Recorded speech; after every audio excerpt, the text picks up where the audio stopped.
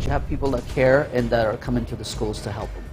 Now on GMU at 7, Salt Lake City schools dealing with major staffing shortages. See what they're turning to keep school cafeterias running.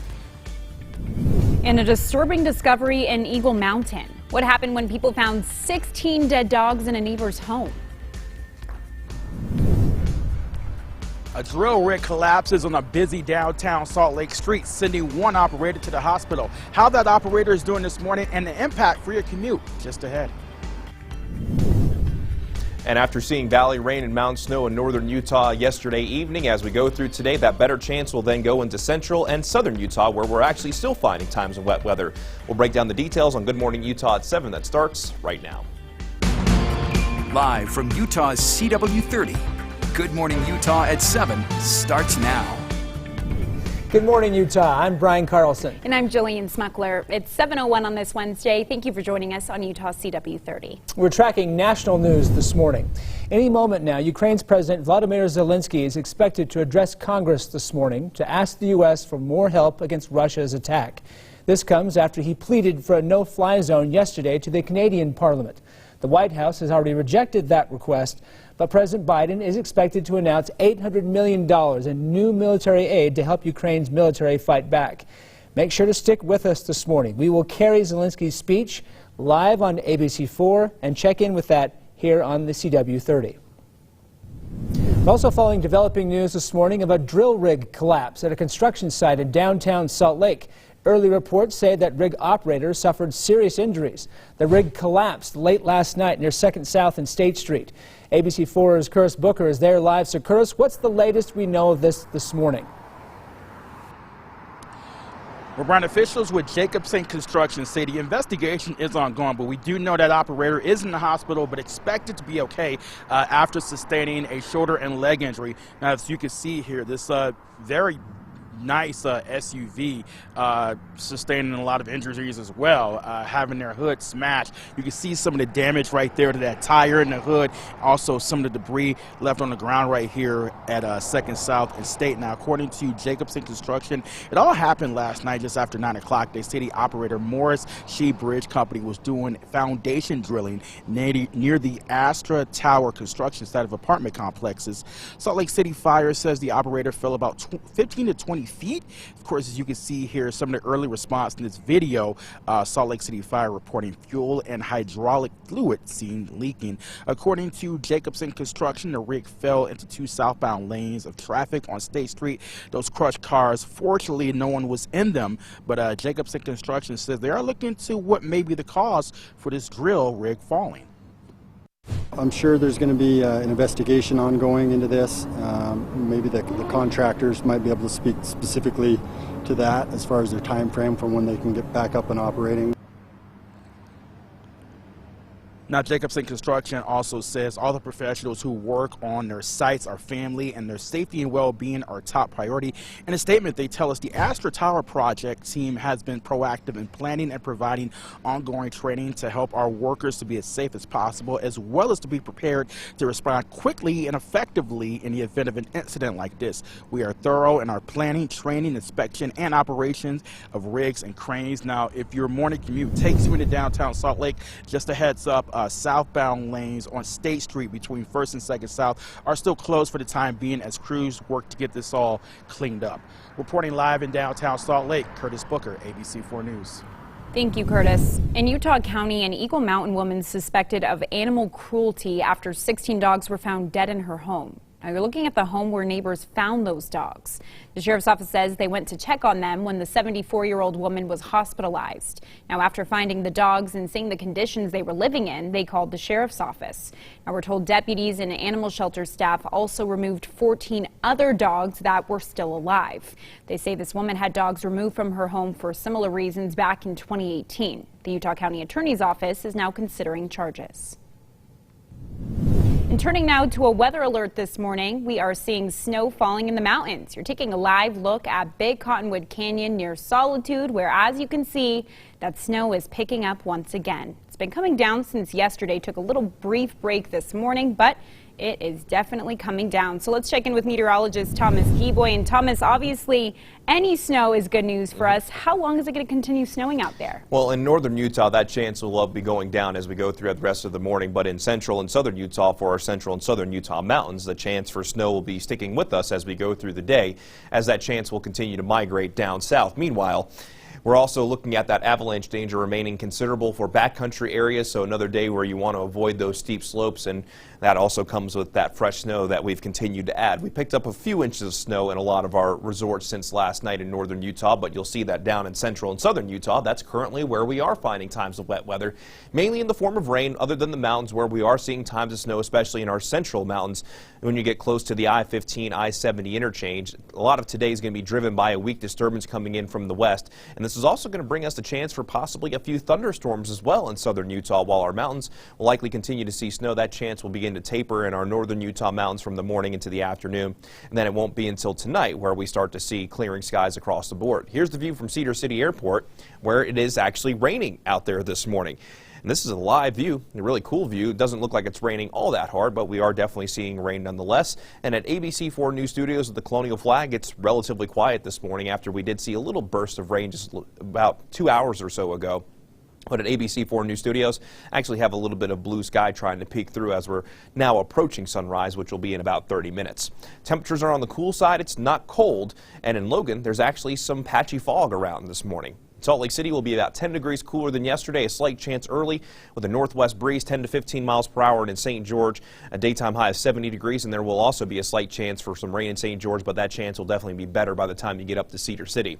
As we check our traffic, no accidents to report. All the accidents that we were seeing about 30 minutes ago have since cleared, and our drive times are still looking good. Salt Lake City to Ogden is a 30 to 31 minute drive. Safe travels.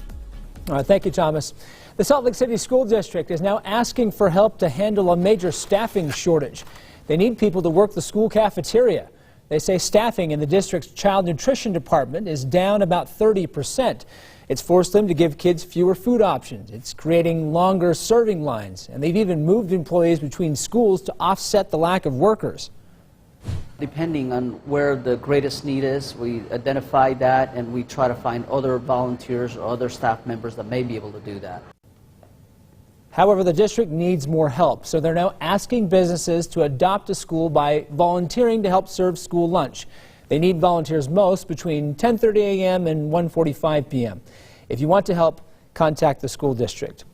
And we are following breaking news this morning. Right now, Ukrainian's President Vladimir Zelensky is addressing the United States Congress to ask for help against Russia's ongoing invasion of his country. Take a listen. Now, the destiny of our country is being decided.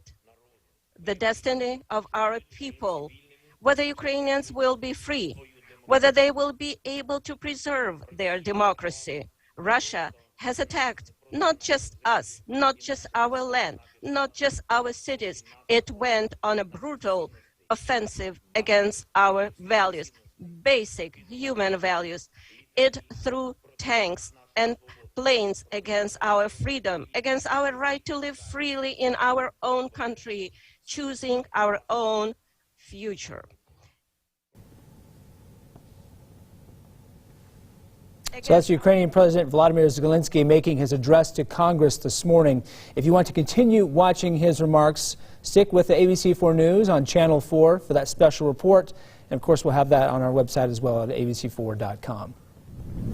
Time now is 7:08. Coming up on GMU, Russia forces continue their advance in Ukraine. We have the latest developments as President Zelensky addresses Congress this morning. Utah State season comes to an end with an NIT loss to Oregon at home. That's coming up in your morning sports report. And don't forget, staying informed has never been easier. ABC4 News is there for you. To get your news straight to your phone, just download the ABC4 News app. All you have to do is scan that QR code right there on your screen. We're back after this.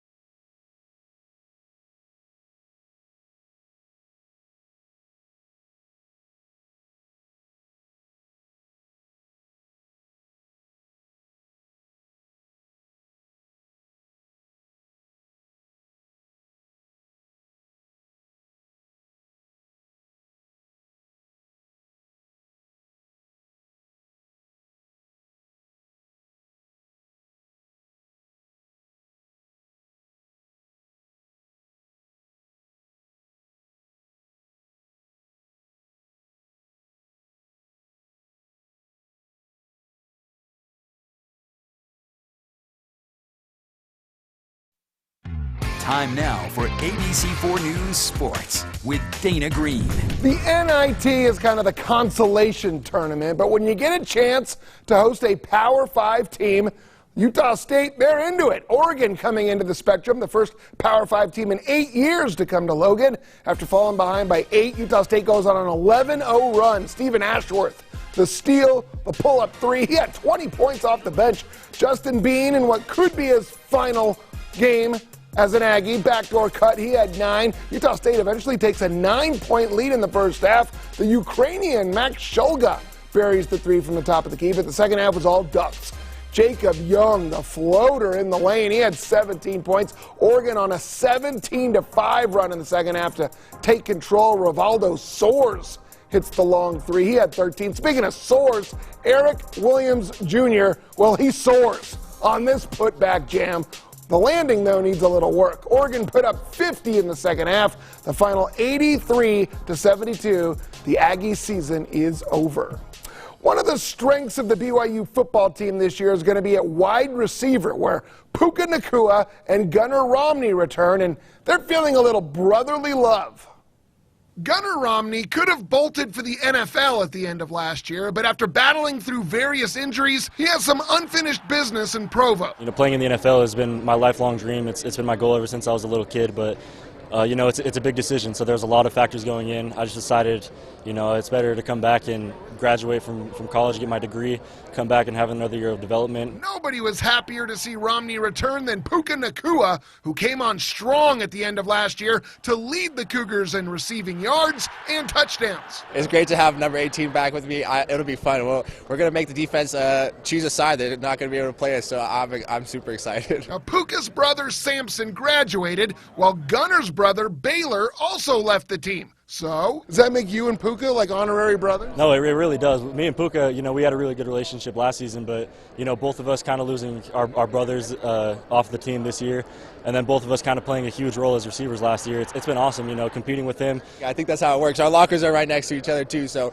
we spend a lot of time with each other and always try to figure out how we can benefit each other and how we make the team better. So he's been a leader on the team, and we're coming back as vets now, so it's super exciting. Both receivers have spent spring practice continuing to develop a strong chemistry with quarterback Jaron Hall. I think just the more time we spend actually outside of football together, just hanging out, we've done some bowling events and hang out, play video games, Call of Duty together, so we're getting on the same page and stuff. I mean, he's a dad, so that's the part where I'm not there. We don't connect right there, but it's super fun. If he ever needs a babysitter, I'm right here. I was just going to ask, what do you charge for babysitting? Yeah, I should charge a couple more passes, but that sounds fair. It's Utah and BYU on the baseball diamond at Smith's Ballpark. BYU's Colin Reuter gets a hold of that one. Deep to left center, a 2-run shot, 3-0 Cougars, and they add to their lead with another 2-run blast. Cole Gamble goes the other way. That gamble pays off for BYU. That made it 5-0, the final 10-3.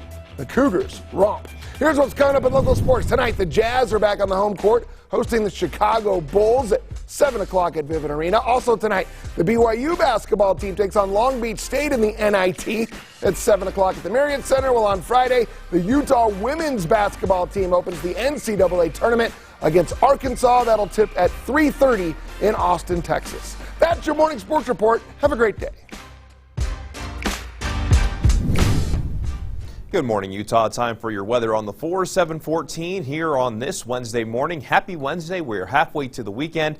And as we go through today, we're going to continue to track times of wet weather, as that's now the bulk of it anyways, moving into central and southern Utah. There will still be a lingering chance in northern Utah, mainly through the first half of the day. But cooler air continues to move in, so temperatures today will be running cooler compared to what we saw yesterday, where yesterday felt like a spring day. Today will feel closer to our average, if not a little bit below in most instances. And then we'll be breezy at times, and we'll see those winds really picking up in southern Utah by the second half of the day.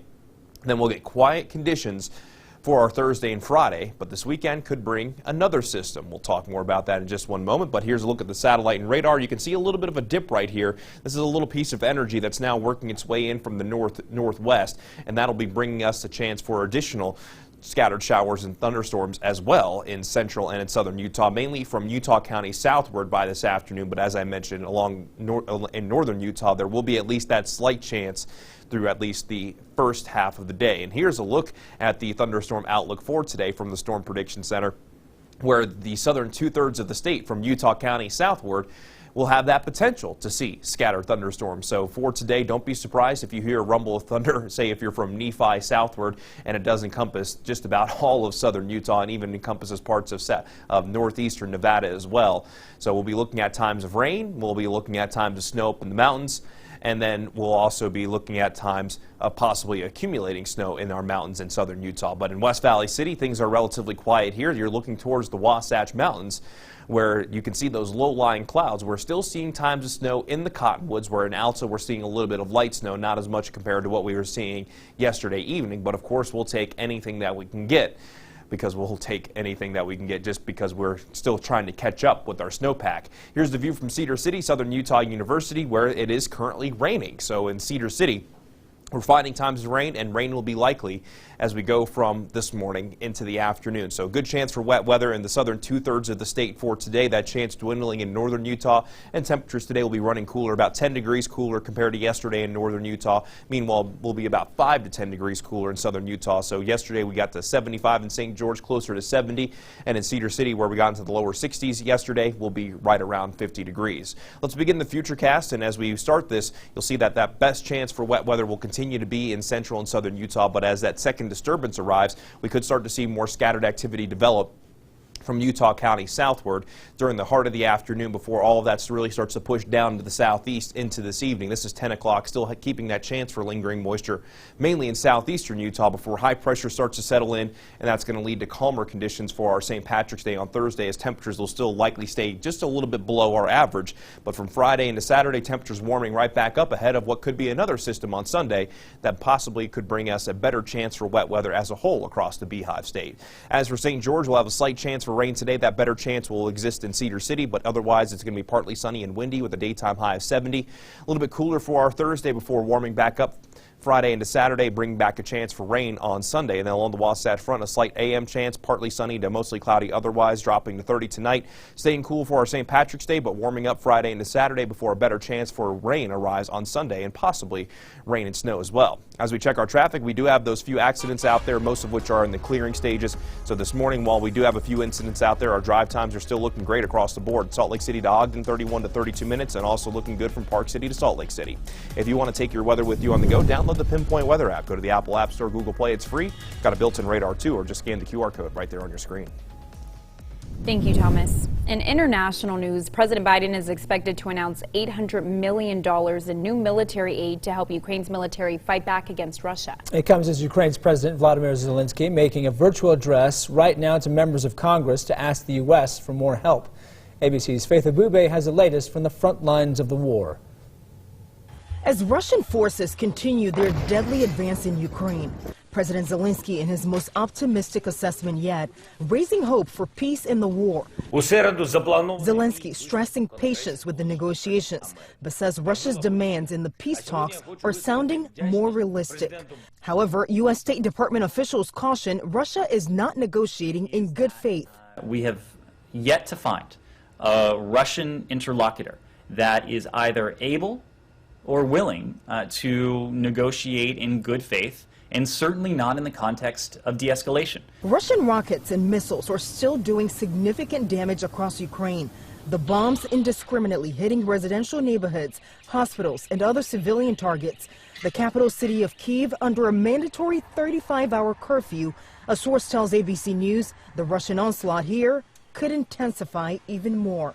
Meanwhile, in the besieged city of Mariupol, locals accusing Russian troops of trapping hundreds of thousands of civilians, including doctors and patients in a hospital, using them as human shields. ABC News is working to independently verify the report, but officials say about 20,000 civilians were able to escape yesterday. We're inside the largest refugee hub in all of Europe. 1.5 million children have been displaced. That means that since the beginning of the war, a child has become a refugee nearly every second. A source tells ABC News there are fears and anxiety over Zelensky's safety in Ukraine, and that the U.S. and key allies are exploring more ways to help Ukraine, including sending armed drones to the front lines. And President Biden will be in Brussels next week for the NATO summit. He'll be talking to allies about deterrence and defense efforts against Putin's war. In Washington, Faith Abube, ABC News. 7:21. Up next on GMU, Dixie State University preparing to finally leave the name Dixie behind. Our new statue is changing the look there on campus. As we head to the break, here's a live look outside. Snow Basin's the spot. You've got snow and clouds out there this morning. Good Morning Utah. I'll be back right after this.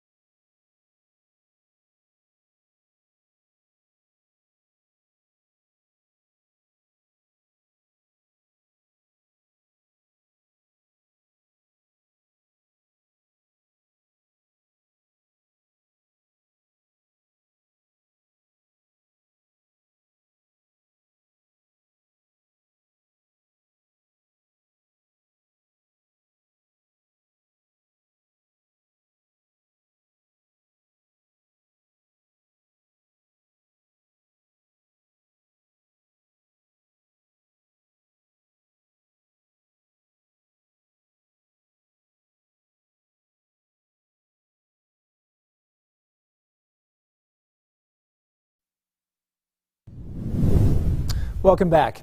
In northern Utah, police take a middle school student into custody accused of bringing a gun and a large knife to school. This happened Monday at Bear River Middle School there in Tremonton. Police say multiple students came forward saying that student had a gun. They booked the student into the Cache Valley Detention Center on multiple charges. In southern Utah, Dixie State University is removing ties to the controversial name Dixie heritage ahead of its planned name change. Now, a pedestal on campus is now home to a new bison statue. Now, until 2012, that pedestal was home to a Civil War soldier waving the Confederate flag. The school started removing its ties to Confederates over 20 years ago. That's why the university says it's time for a replacement. It just made sense to put that in that same location and still represent our pioneer heritage and the trailblazing spirit that so many have embodied down here with this new piece. Now, Dixie State University will officially be called Utah Tech University starting on July 1st. Now, meanwhile, the university says they're hoping all of the changes will be finalized by the end of this year. And good morning, Utah. 7:24 here on this Wednesday morning. We're halfway to the weekend. ABC4 News Studios in Salt Lake City got a gentle northwest breeze this morning. Mostly cloudy skies, but this morning things are definitely calmer than what we were talking about yesterday evening as that cold front worked its way through. Meanwhile, as you travel into central and southern Utah, it's a little bit different of a story. Here's the view from Cedar City Airport where rain is falling. So we are seeing rain in central and in southern Utah. So if you're going to be heading out the door, just keep that in mind. You might be finding some wet streets, especially along and south of I-70. Looks like there's also some wet weather up towards Nephi as well. Meanwhile, if you look towards the Great Salt Lake, there's a little bit of rain that's moving from the northwest down to the southeast. So while Things are relatively quiet along the Wasatch Front right now. We could see some more rain. Meanwhile, our mountains like the Cottonwoods are continuing to see times of snow. All of this going to be driven by another system to help aid with the cold front moving through. And on top of that, we could see a few thunderstorms in central and southern Utah, mainly from Utah County southward. So don't be surprised if you hear a rumble of thunder. Daytime highs will also be cooler thanks to that cold front moving through. 50 degrees in Salt Lake City with that chance for wet weather ending. And while St. George, a daytime high of 70 degrees. As we check our traffic out there this morning, we're really not seeing much in the way of any new accidents, but we're still looking at that closure on State Street at second in downtown Salt Lake City. So if you're traveling there this morning, just keep in mind you might want to find an alternate route. But from Provo to Salt Lake City, on time at 37 minutes. Safe travels. Thank you, Thomas. Time now is 7:25. Next on GMU, making daylight saving time permanent. Find out what's next for a bill on daylight saving time that just passed the U.S. Senate. Plus, renewed fears of a COVID surge, why top disease experts believe COVID may be making a comeback. That's next.